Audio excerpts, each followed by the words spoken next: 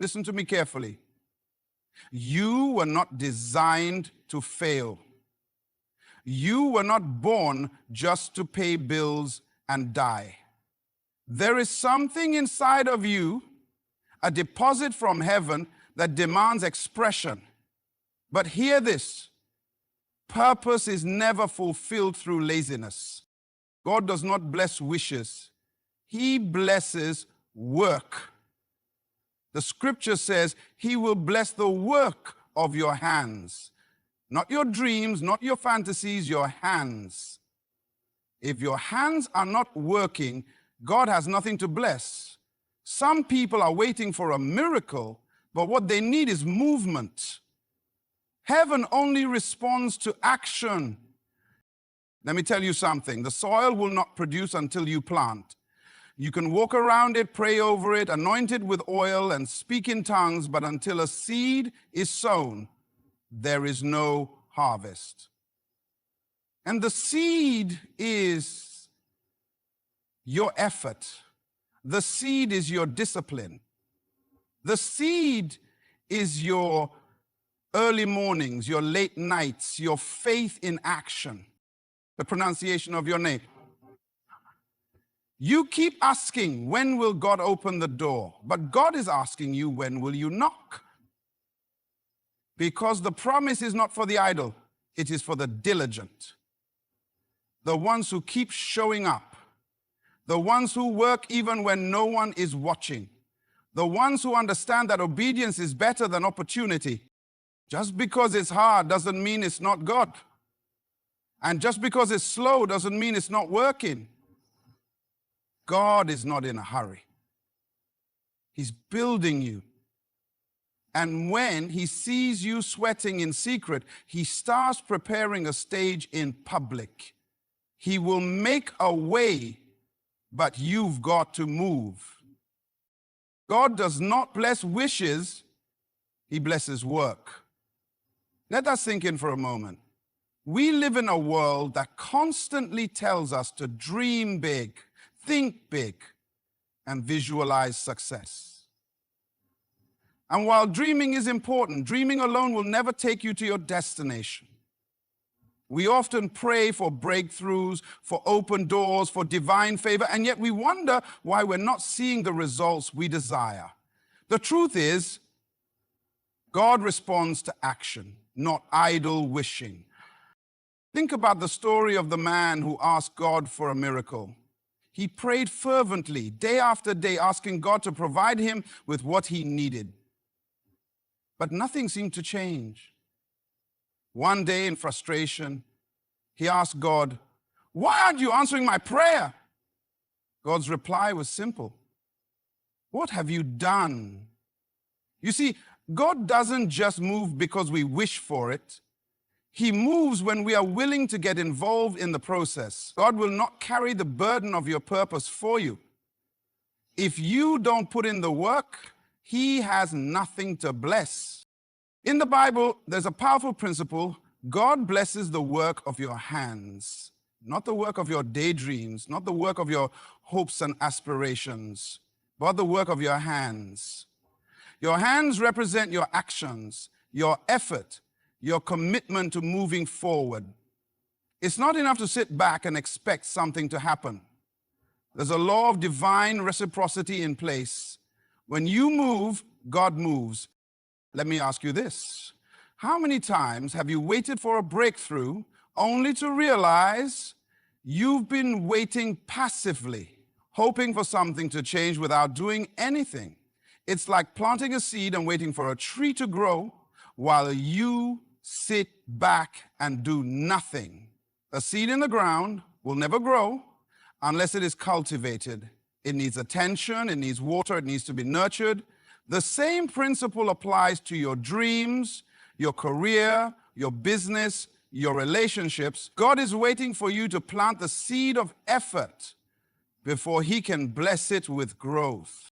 The Bible is full of stories where people had to work before they saw the hand of God move.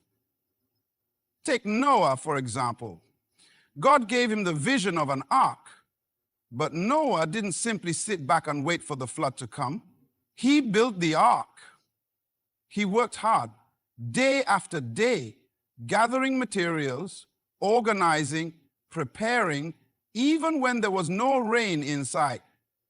God could not have sent the flood until Noah put his hands to work.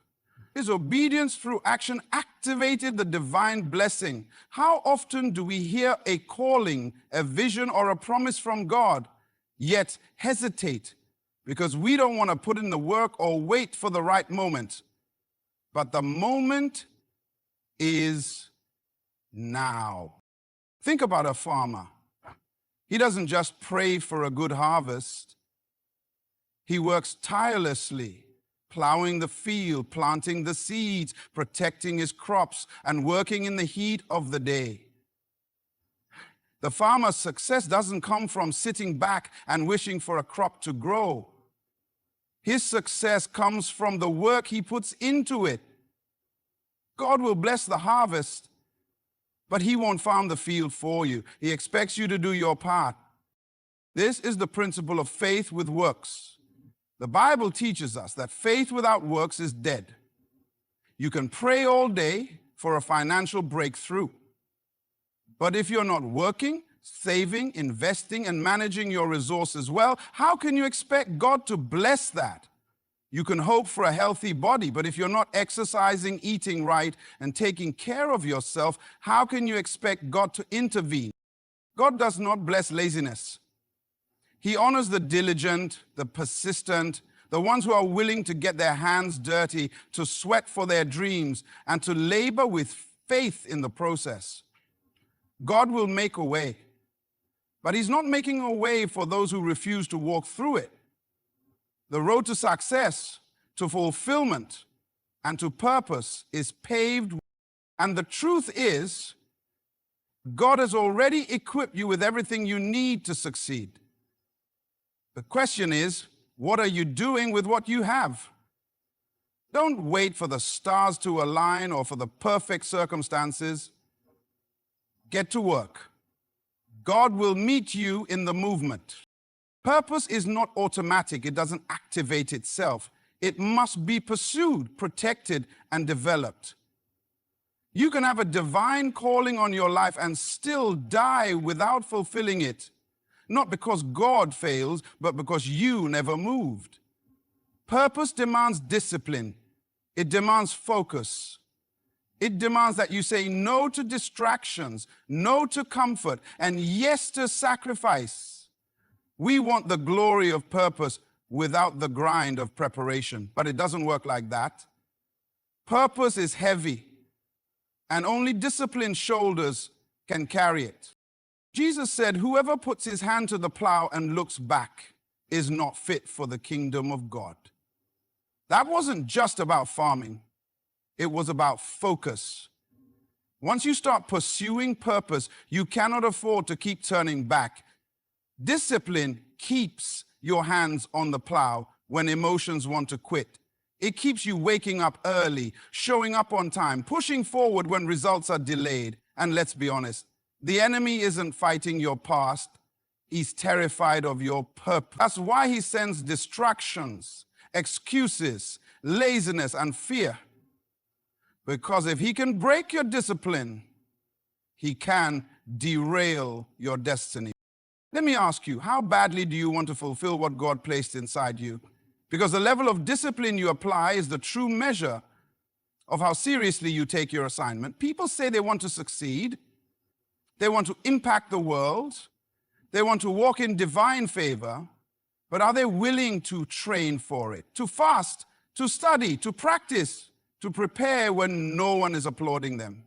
Are you willing to suffer in private for the glory God wants to reveal in public?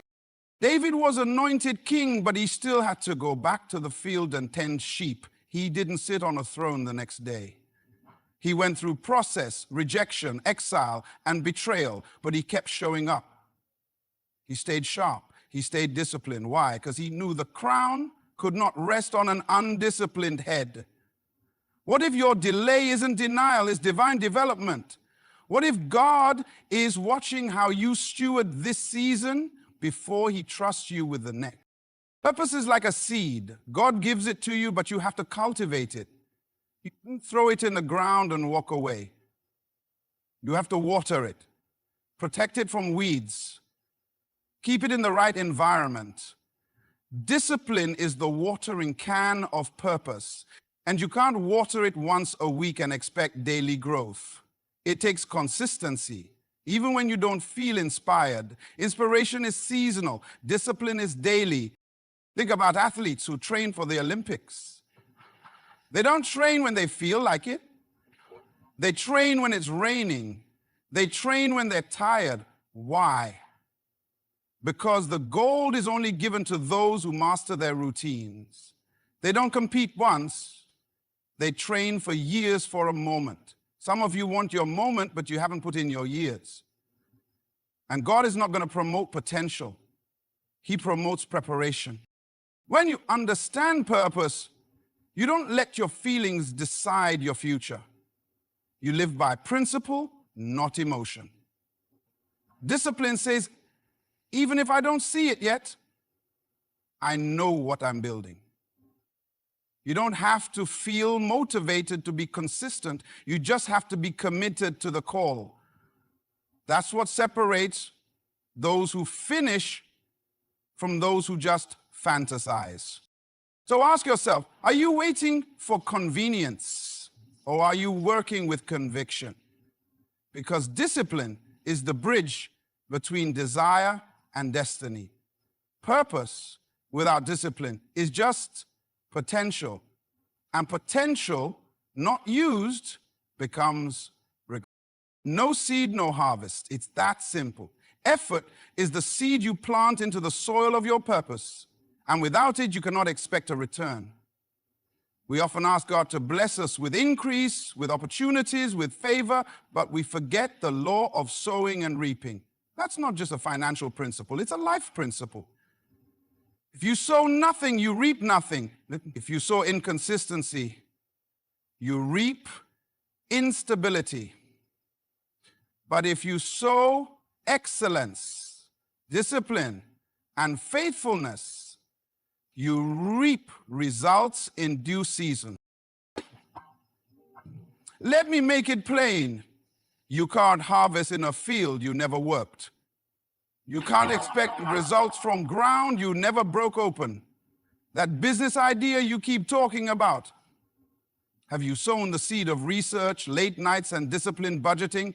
That gift you say God gave you, have you sown the seed of practice, mentorship, and obedience? Too many people walk around with dreams in their hearts, but no dirt on their hands. And God is saying, put your seed in the ground. Imagine a farmer praying for a crop, but never stepping outside to plant. That would be absurd. But how many of us do the same? We want God to open a door, but we haven't knocked.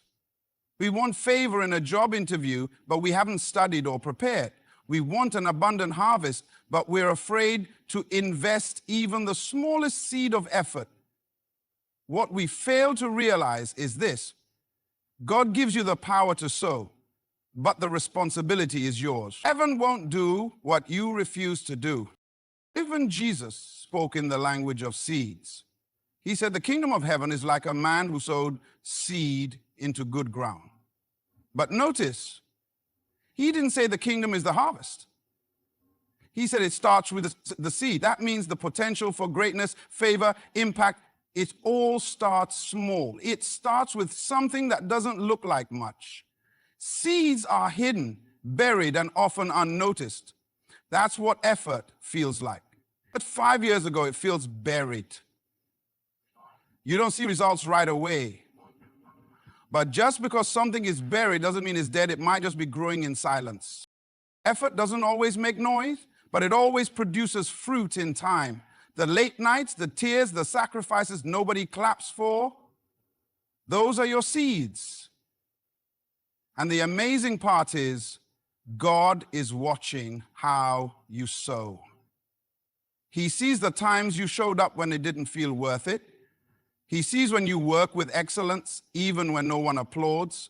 And in his timing, not yours, he brings the harvest. But here's the danger. When you neglect to sow, you start to resent those who are reaping. You see someone else walking in favor, and instead of celebrating, you criticize, not realizing you're watching them enjoy the fruit of seeds they sowed years ago. Your future harvest is determined by today's obedience. Don't envy someone else's results if you haven't matched their level of effort. And understand this: every seed reproduces after its own kind. That means your effort in one season becomes momentum in the next. Excellence today becomes opportunity tomorrow. Faithfulness in obscurity prepares you for influence in visibility. So don't despise the small beginnings. Don't get discouraged by slow growth. The soil doesn't lie. If you plant it and water it, God will grow it. But you must be willing to sow. You've been praying for open doors. But the truth is, you're standing in front of a field and God is handing you seeds. What you do next is up to you.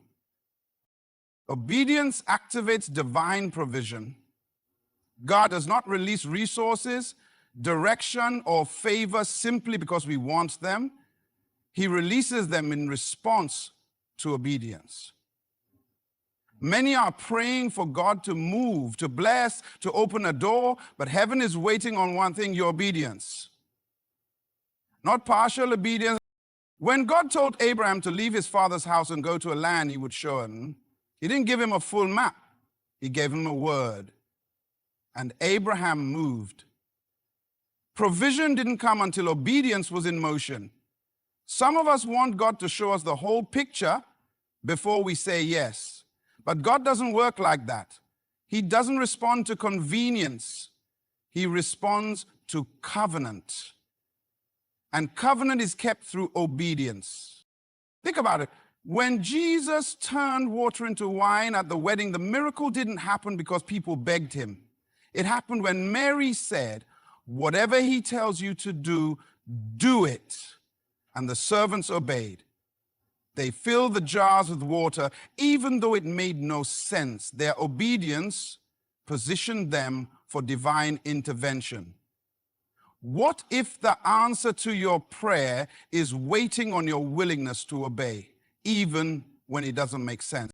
Sometimes we think obedience is just about morality, doing what's right versus wrong. But obedience is also about alignment. When you obey God's instructions, you align your life with his order. And where there is divine order, there is divine flow.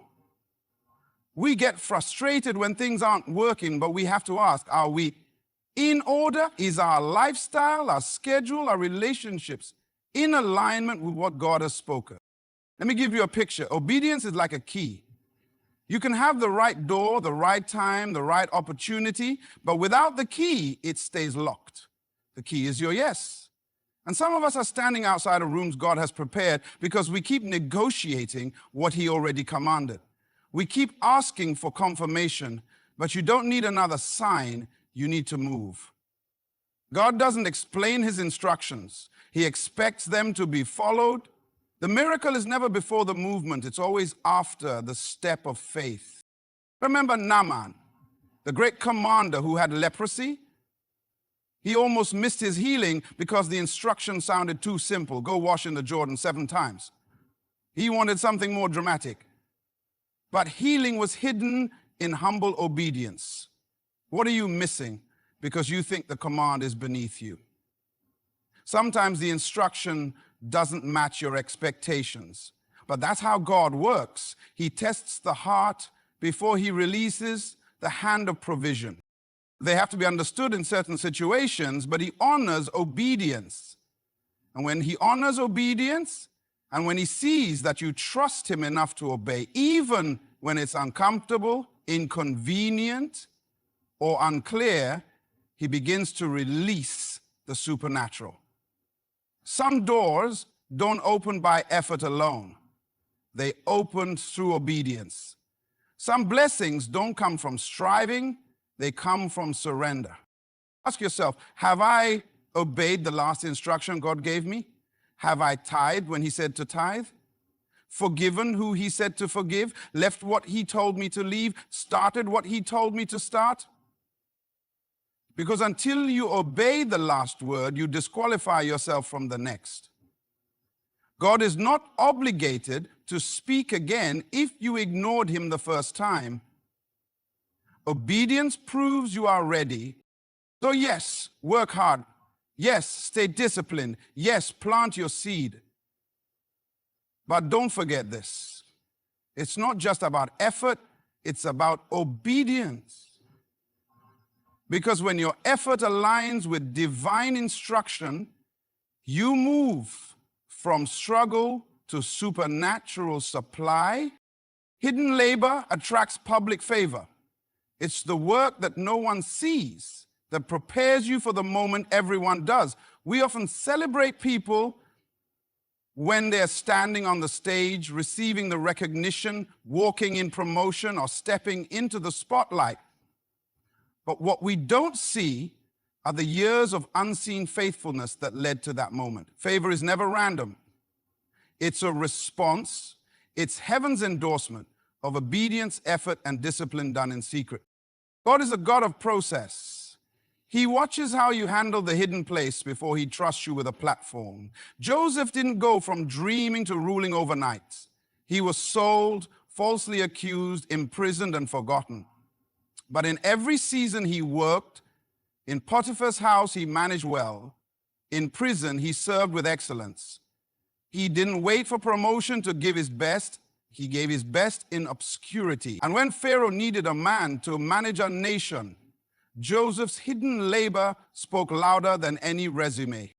This is the principle we often ignore. Your preparation in private positions you for promotion in public. You want the stage, prove yourself in the shadows. You want elevation, be faithful in the place nobody claps for.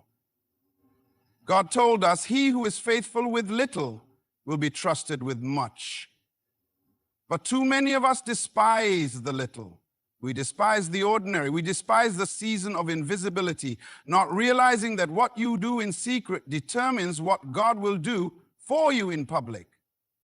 Let me ask you, how do you work when no one's watching? How do you serve when there's no applause? Are you disciplined only when there's a deadline? Or are you consistent because you understand your work is worship? Hidden labor reveals character. Anyone can perform when the lights are on, but God is checking your integrity in the quiet. Your consistency in silence is the proof of your readiness for exposure. Think about David again. He was anointed in private, yet he didn't go looking for Saul's throne. He went back to the sheep. He played his harp. He protected the flock. He developed skills, like using a sling that no one paid attention to. But it was in that hidden place that he killed lions and bears, so he could one day face Goliath with confidence. That victory in public was made possible by labor in private. God will never skip process, and it will not put you in a place where your character cannot keep you. So if you feel hidden, don't be discouraged. You're not being overlooked, you're being developed. You're in God's classroom. The field is your training ground. The silence is where your spiritual muscles are growing. And when the time is right, when the testing is complete, favor will find you. Sometimes the favor doesn't look like fame, it looks like opportunity. It looks like God opening a door you didn't knock on, putting your name in rooms you never entered, causing your work to be seen by the right person at the right time. That's the fruit of hidden labor. That's what happens when you stay faithful in obscurity. God makes your name known in places you've never been. So keep working, keep showing up, keep honoring God in the mundane. What you're doing now might not be loud, but it's not wasted. Heaven sees. And when you've proven yourself in the silence, God will speak for you in the spotlight. So remember this, your hard work is not in vain, your discipline is not wasted, your effort, your obedience, your hidden labor, they are all seeds in the soil of your destiny. And though it may feel slow, though the path may be narrow, God is faithful. In due season, He will make a way. Not because you forced it, not because you figured it all out, but because you were faithful in doing your part, and He always does His. So don't quit. Don't get weary. Don't compromise. Keep pressing, keep sowing, keep trusting. Because when God sees your faithfulness, He responds with favor. Doors will open, provision will come, purpose will unfold. And when it does, you know, it wasn't just your hard work that brought you there. It was the hand of God making a way. Thank you for listening. Stay strong, stay focused, and may the favor of God go before you. Good luck. And may your faith never fail.